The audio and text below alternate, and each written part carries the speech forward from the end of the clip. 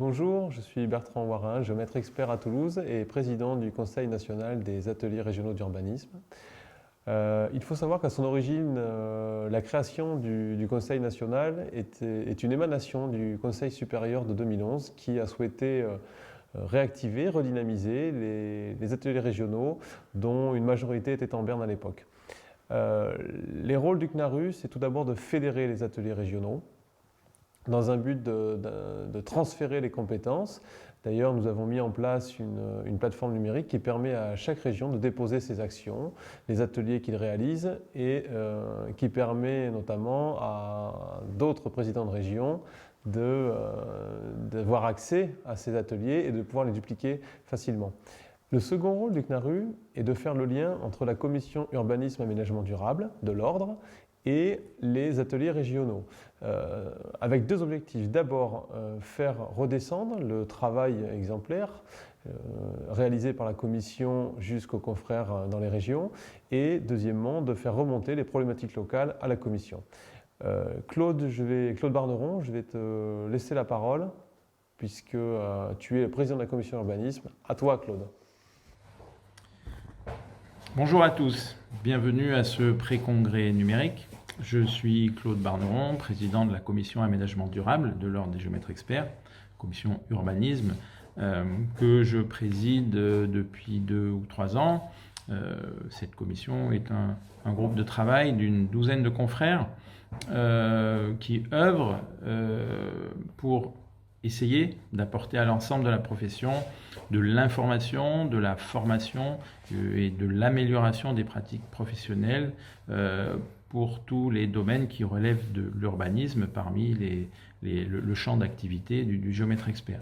Donc ces domaines sont assez vastes puisque cela regroupe aussi bien les divisions foncières, les lotissements que les opérations d'aménagement, ZAC, AFU, mais également la fiscalité de l'urbanisme opérationnel ou la planification urbaine, les PLU, les cartes communales, les SCOT, etc. Ce groupe de travail, composé de confrères, est ouvert à tous, à toutes les bonnes volontés qui souhaiteraient s'investir pour la profession, pour faire part de ses compétences, de ses connaissances en matière d'urbanisme. Comme je vous l'ai dit, les sujets à traiter sont nombreux, mais nous avons aussi comme tâche et comme volonté d'assurer une liaison entre notre profession de géomètre expert et les autres professions ou les administrations qui gravitent autour des sujets de l'aménagement et de l'urbanisme, notamment l'OPQ, l'Office professionnel de qualification des urbanismes. Une quinzaine de géomètres experts sont qualifiés au PQ. Nous assurons aussi un lien en participant aux réunions du Réseau national des aménageurs, qui est une émanation de notre ministère de tutelle, mais qui est aussi un lieu où il est intéressant de rencontrer les différentes professions, administrations qui participent de l'aménagement sur l'ensemble de notre territoire. Nous essayons aussi d'avoir des liens avec les autres ordres professionnels, notamment les paysagistes, les architectes, etc., qui travaillent dans le champ de l'aménagement et de l'urbanisme. Relation importante à avoir puisque c'est aussi des professionnels que l'on rencontre au quotidien dans nos pratiques de tous les jours. Il est un domaine également où notre commission est régulièrement sollicitée de manière parfois assez conséquente. C'est ce qui concerne l'écriture des nouveaux textes législatifs ou réglementaires qui concernent l'aménagement et l'urbanisme. Alors parfois nous sommes sollicités par nos instances pour donner notre avis pendant la phase de préparation de ces textes. Et d'autres fois, les textes ne nous ont pas été soumis et nous avons comme travail de les digérer, de les décortiquer et de les analyser pour essayer de les interpréter de la meilleure façon possible pour vous présenter à vous, confrères, et à l'ensemble de la profession les modalités de mise en œuvre, de mise en pratique de ces nouveaux textes dans nos pratiques quotidiennes. En termes de bilan sur l'année écoulée, l'année 2019-2020, nous avons essentiellement produit un travail important sur le sujet du ZAN, du zéro artificialisation nette, sujet porté par le gouvernement depuis 1 an et demi, et sujet qui aura nécessairement des impacts forts dans nos pratiques professionnelles et dans l'aménagement du territoire de manière globale. Sujet qui nous tient à cœur et qui nous a mobilisés car on a souhaité s'investir pour essayer d'alerter les parlementaires, les élus locaux sur les impacts potentiels de la mise en œuvre de cet objectif de zéro artificialisation nette ou de sobriété foncière. Donc alerter sur les impacts d'une mise en œuvre trop abrupte et non contextualisée à chaque territoire de cet objectif. Donc je laisserai Jean-François Morel, membre de la commission urbanisme et qui était le pilote de ce sujet, en parler de manière plus détaillée. Nous avons également, au cours de l'année 2020, achevé la rédaction d'un ouvrage sur le lotissement sous forme de questions-réponses sur la réalisation d'un lotissement. Donc c'est un ouvrage qui vient en complément de celui qu'avait produit la commission ingénierie, mais qui était pour la commission ingénierie un ouvrage plus sur les réglementations connexes au lotissement. Là, nous avons souhaité, dans le cadre de la commission urbanisme, aborder vraiment les questions d'urbanisme juridique et liées à la division foncière qu'est le lotissement. On a balayé 60 ou 80 questions-réponses. L'ouvrage a été terminé fin 2020 et devrait être mis en forme par le service communication afin d'être diffusé à l'ensemble des confrères et peut-être aussi à certaines professions partenaires. Autre activité importante qui nous occupe assez quotidiennement, c'est la mise à jour de l'ensemble des supports de formation liés au champ de l'urbanisme. Nous avons, l'Ordre des géomètres experts a un partenariat avec l'AMF pour ce qui concerne le catalogue des formations proposées par Mairie 2000 aux nouveaux élus à l'occasion de chaque nouvelle élection municipale.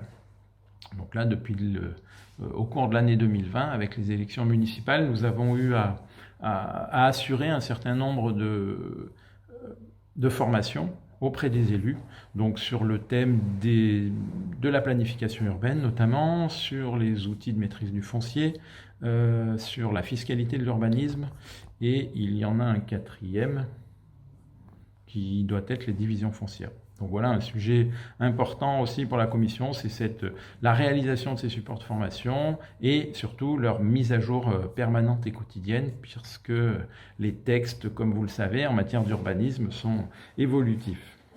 Quels sont les objectifs de la commission pour l'année 2021 ?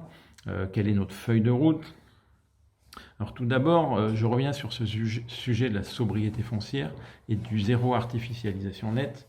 Si au cours de l'année 2020, fin 2019, début 2020, on a souhaité alerter les parlementaires, on aimerait aujourd'hui passer le même message à l'ensemble de la profession des géomètres experts pour essayer de vous alerter sur les impacts que cette sobriété foncière, lorsqu'elle sera traduite dans les textes, puisque c'est en cours, les impacts qu'aura cette sobriété foncière, ce zéro artificialisation nette, sur nos activités quotidiennes, que ce soit le lotissement, que ce soit les divisions foncières, que ce soit les PLU.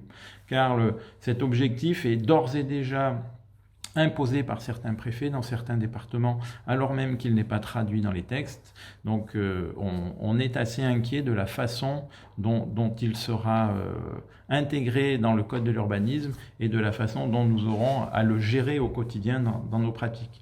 C'est pourquoi on essaye de produire des notes pour vous alerter et pour vous inviter à faire des démarches en fait auprès des élus locaux qui sont vos premiers donneurs d'ordre pour les alerter et les mettre en garde contre cet objectif qui est bien sûr tout à fait louable, mais qui, sans une application contextualisée à un territoire, pourrait avoir des conséquences assez dommageables à notre avis. Autre travail immense qui nous a occupé, j'ai oublié d'en parler pour le bilan de l'année 2020, mais il nous a bien occupé aussi, et il va être mis en œuvre en 2021, c'est la spécialisation.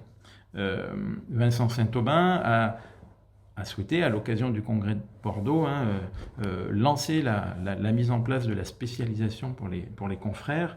Et parmi les premières spécialisations qui ont été mises en place, pour lesquelles un protocole a été rédigé, il y aura l'urbanisme, la spécialité urbanisme, pour laquelle donc notre commission a établi un cadre, un protocole pour inviter en fait l'ensemble des confrères qui le souhaitent et qui interviennent dans le champ de l'urbanisme et de l'aménagement à déposer un dossier pour obtenir cette spécialisation. Donc, gros chantier de l'année 2021, le lancement de la spécialisation en matière d'urbanisme. Bien sûr, nous poursuivons la veille juridique pour ce qui concerne les nouveaux textes qui vont paraître, et on va essayer de mettre en place, de proposer un outil à l'ensemble des confrères pour essayer d'observer le plus précisément possible l'artificialisation des sols. Alors pourquoi ? Parce que cette artificialisation des sols, en fait, est au cœur de la problématique du ZAN, de la sobriété foncière. Et une mauvaise définition, une mauvaise approche sur l'artificialisation des sols est en train de conduire à une mauvaise application de ce zéro artificialisation nette. Donc l'idée que l'on veut essayer de mettre en œuvre, c'est de construire un outil à votre attention pour que dans nos pratiques quotidiennes, on essaye d'avoir une approche précise, pragmatique de l'artificialisation des sols. Donc c'est un chantier qui sera peut-être compliqué, mais qui est une tâche que nous nous sommes attribués pour l'année, pour les mois à venir. Et pour terminer sur cette présentation de la commission urbanisme, je souhaiterais lancer un appel aux bonnes volontés et à tous les confrères qui souhaitent s'investir pour la profession et qui veulent venir travailler au sein de cette commission urbanisme. Cette commission, comme je le disais au début, est ouverte à tous. Donc si vous avez un petit peu de temps à consacrer à la profession et pour faire partager votre expérience, vos connaissances en matière d'urbanisme, que ce soit sur un domaine précis ou sur l'ensemble des champs de l'urbanisme, vous êtes cordialement invités. Et plus particulièrement, cet appel s'adresse à toutes les consoeurs, puisque à ce jour et depuis de nombreuses années, la commission urbanisme n'est pas très vertueuse en matière de mixité, puisque nous sommes uniquement des confrères sans aucune consoeur au sein de cette commission. Donc si certaines d'entre vous se sentent une âme d'urbaniste, vous serez les bienvenus pour venir travailler avec nous au sein de cette commission. Commission qui généralement est très conviviale. Bon, depuis 1 an, la convivialité se fait par vidéo et par écran interposé, mais dès que les conditions le permettront, on retrouvera quelques réunions en présentiel au siège de l'Ordre à Paris. Donc je vous remercie, à très bientôt et bon congrès à tous. Mon rôle, en tant que président du CNARU, c'est de vous inciter à adhérer à vos ateliers régionaux. Parce que les ateliers régionaux sont indispensables au maintien de la profession dans l'aménagement du territoire. Les ateliers régionaux permettent de créer un lien avec les universités, de s'ouvrir aux autres professions. Je sais que beaucoup d'entre vous réalisent des ateliers avec des notaires, des avocats ou d'autres intervenants comme des bureaux d'études de sol, en tout cas toutes les professions liées à l'immobilier. L'atelier régional est aussi un moyen de communication qui permet de tenir la place du géomètre expert dans l'aménagement du territoire. Je sais que certains ateliers ont réalisé des colloques, certains ateliers sont supports aux différentes organisations publiques comme Mairie 2000, comme l'Association des maires de France ou encore l'Association des maires ruraux. Notre rôle encore des ateliers régionaux est d'échanger entre nous. C'est un lieu de formation puisque les jeunes confrères qui réalisent quelques aménagements ont l'occasion en tout cas d'échanger et d'apprendre des confrères plus expérimentés. L'atelier, c'est également un lieu dans lequel on va pouvoir travailler nos dossiers, améliorer nos pièces techniques et s'améliorer tout simplement. Pascal, est-ce que tu peux nous donner, en tant que président de l'atelier régional de Marseille, quelques exemples d'actions que tu as pu réaliser ces dernières années? Bonjour à tous, je suis Pascal Chargelec, géomètre expert à Cagnes-sur-Mer. Je suis président de l'atelier régional d'urbanisme des géomètres experts de Méditerranée. Comme son nom l'indique, il fédère les géomètres experts des régions PACA et Corse. C'est une association loi 1901 qui est assez dynamique habituellement, sauf en 2020 pour les raisons que vous connaissez. Mis à part la formation des géomètres experts, la RUGEM organise parfois quelques actions particulières. Je pense notamment à un colloque à Aix-en-Provence sur les thèmes du PUP et de l'accessibilité. Étaient invités les personnalités assez connues comme Jean-Philippe Strebler et David Faure-Bonaccorsi, et qui avait invité énormément de géomètres experts, d'élus et de fonctionnaires territoriaux. Merci Pascal pour ton intervention. Maintenant, je vais m'adresser à Sandrine Buissou, qui est avocat en droit d'urbanisme à Toulouse. Donc Sandrine, nous collaborons depuis plusieurs années à l'atelier d'urbanisme. C'est à chaque fois une réussite de t'avoir. Et je voulais aussi remercier la famille Buissou, puisque votre papa avait participé à la création de l'atelier régional. Sandrine, est-ce que tu peux nous donner un témoignage de tes interventions, ce que tu en retires et pourquoi c'est intéressant pour toi de collaborer avec l'atelier régional?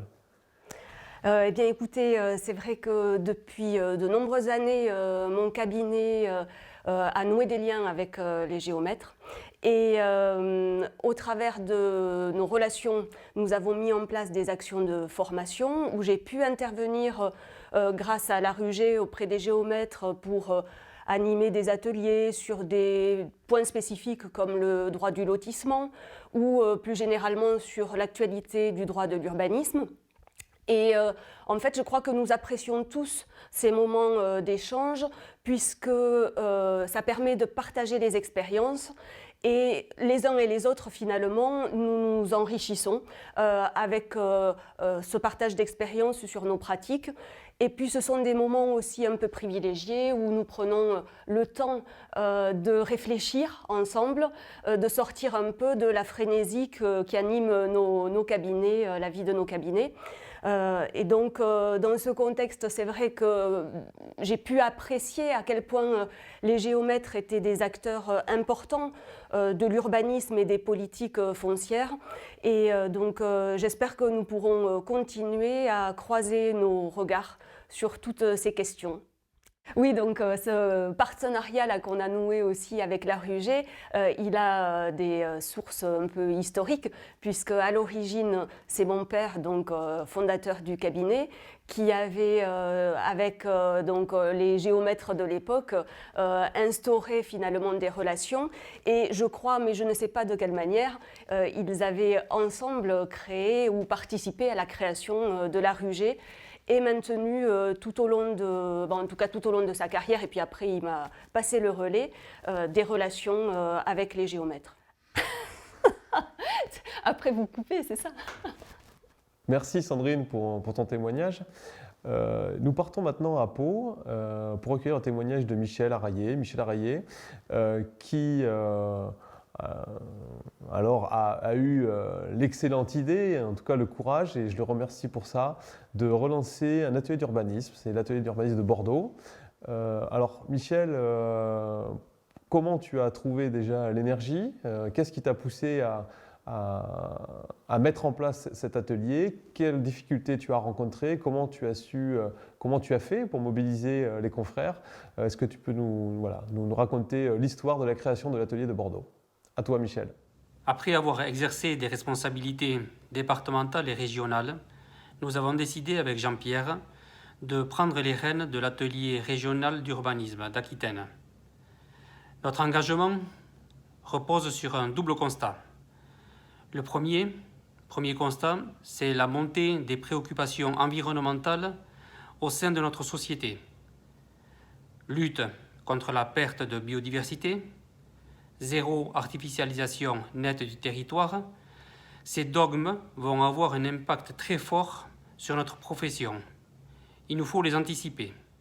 Le second constat est né à l'issue du congrès national qui s'est tenu à Bordeaux en 2018 et durant lequel le principe de spécialisation a été acté par la profession.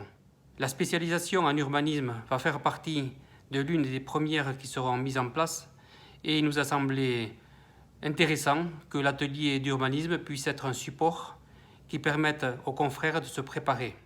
Il nous faudra transformer ces contraintes en opportunités. C'est le sens de notre engagement. Avec Michel, nous pensons que la relance de l'atelier régional d'urbanisme repose sur 3 axes. L'ouverture, les ateliers et les séminaires. Les séminaires consistent en la visite de villes comme Le Havre, Berlin, que nous pensions faire, et la participation au campus de la transition. L'ouverture, c'est l'ouverture vers les institutionnels et les opérationnels de l'aménagement. Les ateliers sont au nombre de 3. Le premier, c'est la gestion des îlots de chaleur. Le deuxième, la construction, l'urbanisme et l'environnement. Et le troisième, c'est la gestion du ZAN et ses conséquences, si chères à notre président. Je souhaitais compléter la présentation de Jean-Pierre relative au chapitre sur l'ouverture vers les acteurs de l'aménagement. Durant l'année 2020, nous avons ainsi pu prendre contact avec la présidente de l'Université d'urbanisme de Bordeaux. Après 2 réunions informelles, nous avons acté le principe de la mise en place d'une journée de travail au printemps prochain, un workshop qui réunirait étudiants et géomètres experts volontaires. L'université est en ce moment en train de vérifier si ce travail même pourrait s'inscrire dans le cursus des masters. L'objectif de la relance de l'atelier est d'augmenter bien sûr nos compétences en urbanisme, en environnement et en travail collaboratif. Il est important pour nous de donner plus de sens à nos projets et tout cela afin de rester un acteur majeur de l'aménagement du territoire. Certains connaissent la rue, d'autres non. La rue, c'est l'atelier régional d'urbanisme. Vous allez entendre 2 confrères, 2 adhérents de la rue. Ils vont vous expliquer pourquoi ils adhèrent et quels bénéfices ils en retirent. Bonjour, Christine Beffre, géomètre expert. Je suis membre de la Rugette et secrétaire au bureau de la Rugette, donc l'atelier d'urbanisme de Toulouse. Et toi? Alors moi, Gaël Bousco, géomètre expert, aussi membre de l'atelier d'urbanisme de Toulouse depuis 10 ans. Alors, la Rugette, c'est quoi pour toi? Alors pour moi, la Rugette, le démarrage, ça a été d'abord l'organisation des formations grâce à mon poste de secrétaire, où c'est vrai que ça me permet de prendre part à l'organisation de ces formations avec des ateliers, des professionnels qui viennent nous amener du concret sur des thèmes qu'on n'a pas l'habitude d'aborder, comme l'histoire de l'urbanisme, qui nous permet d'avoir une culture générale, et puis aussi de la biodiversité au sein de nos opérations.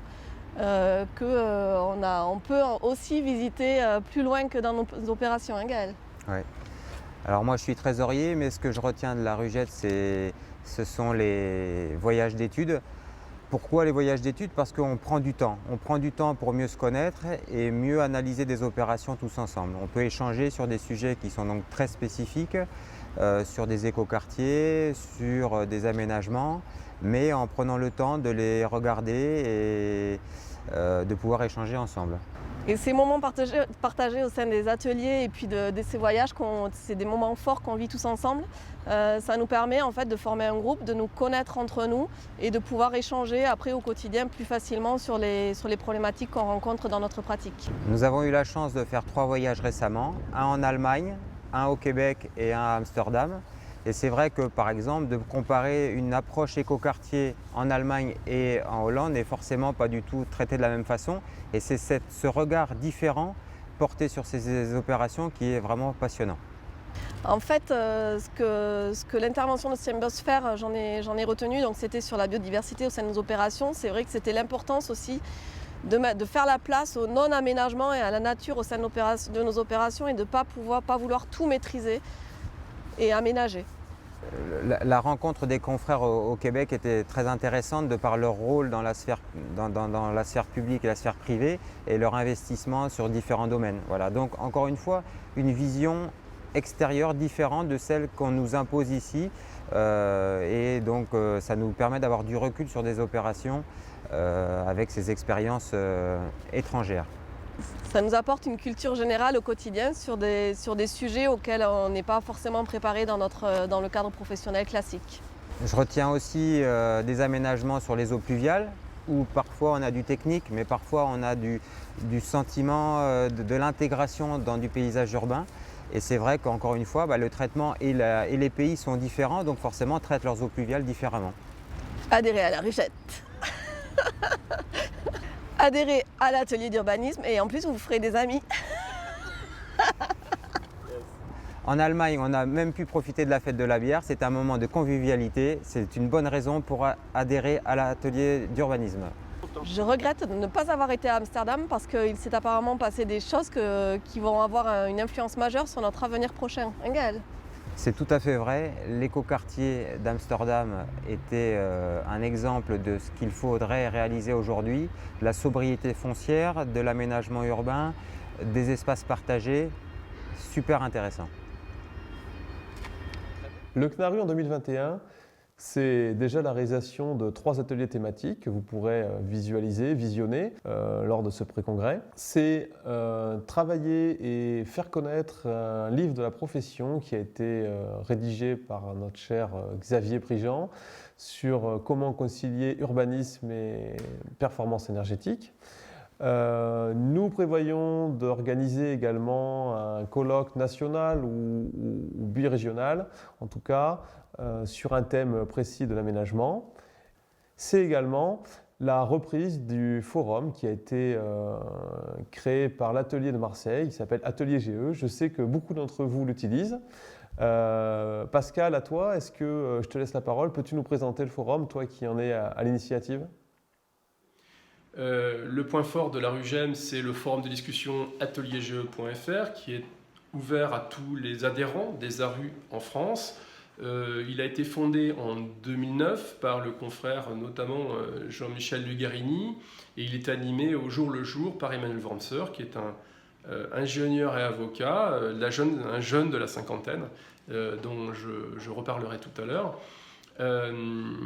Sur ces sujets de l'urbanisme et de l'environnement et d'autres sujets connexes. Merci Pascal pour ta description du forum. Je laisse la parole maintenant à Xavier Prigent qui est certes notre président de congrès mais également président de l'atelier régional de Bretagne. Bonjour, je suis Xavier Prigent, président du 45e congrès des géomètres experts mais également président de l'atelier régional d'urbanisme de Bretagne. Je suis très heureux de pouvoir accueillir au sein de notre premier congrès national digital le pré-congrès du CNARU. Comme vous le savez tous, la profession de géomètre expert n'est pas toujours suffisamment reconnue dans l'ensemble de ses champs d'activité.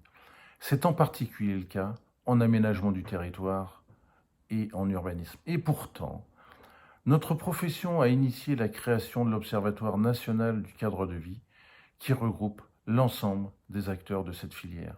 Elle a également mis en œuvre une procédure de spécialisation en urbanisme qui verra le jour au premier semestre 2021 et qui a pour objectif d'accroître votre visibilité dans ce domaine. Il est essentiel de se former au quotidien et c'est la raison pour laquelle il est important de se regrouper au sein des ateliers d'urbanisme fédérés par un conseil national présidé par Bertrand Varin.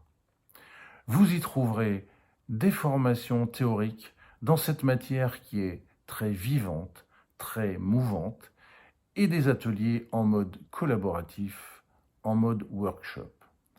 Plus nous serons nombreux au sein des ateliers, plus nous serons visibles et plus notre profession sera reconnue à sa juste valeur. Alors oui, n'hésitez pas, intégrez, rejoignez l'atelier d'urbanisme de votre région. Merci à tous d'avoir suivi cette présentation. Je ne peux que vous inciter à adhérer à votre atelier régional.